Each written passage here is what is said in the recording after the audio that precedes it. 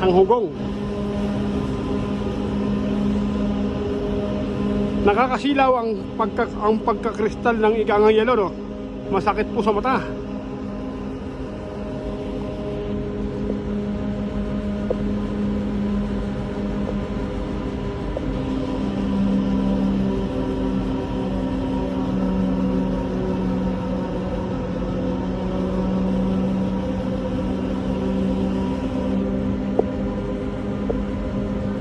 For the first time, ngayon lang ako nakaranas ng ganito, no?